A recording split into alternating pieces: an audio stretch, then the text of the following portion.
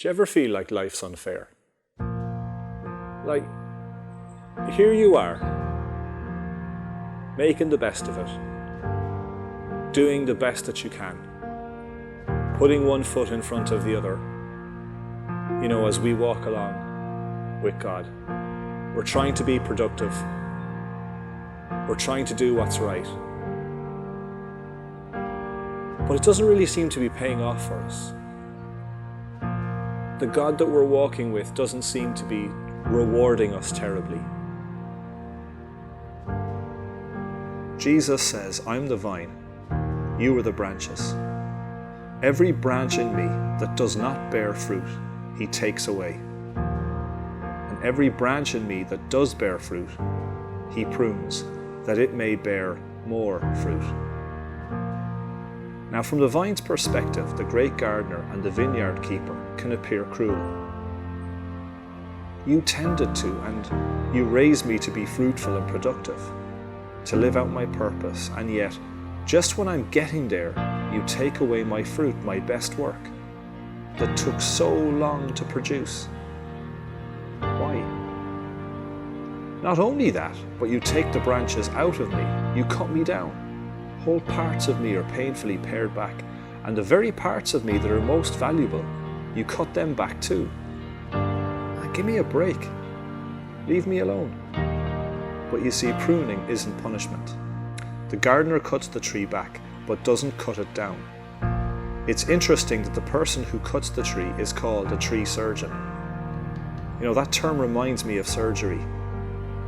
You know, in terms of our senses, stabbing and surgery can feel identical. Both involve painful cutting and leave a scar, but the intention behind them is completely different. God doesn't cut us to kill us, but to heal us. You see, God cuts and takes away the branches in us that don't bear fruit.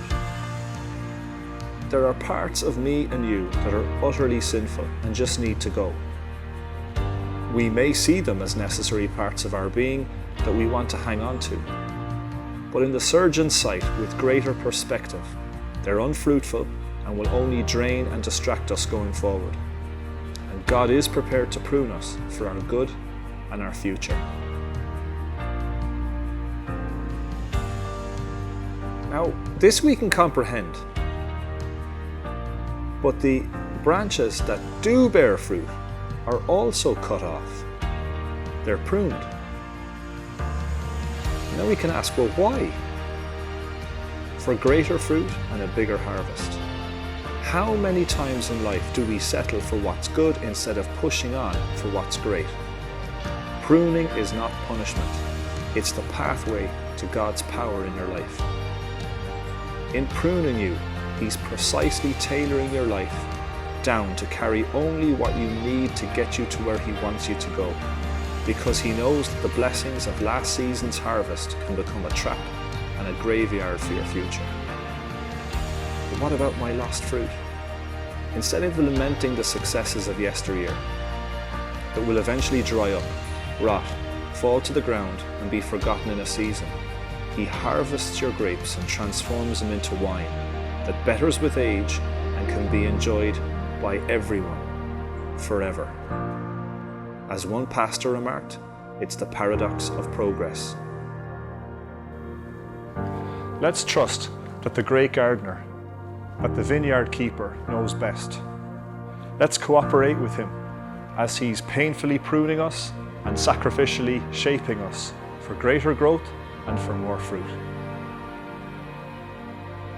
So this video is one thought from a series of talks called New Wine. Check out further videos, the full talk, and all the other information you need on shannonchristians.ie.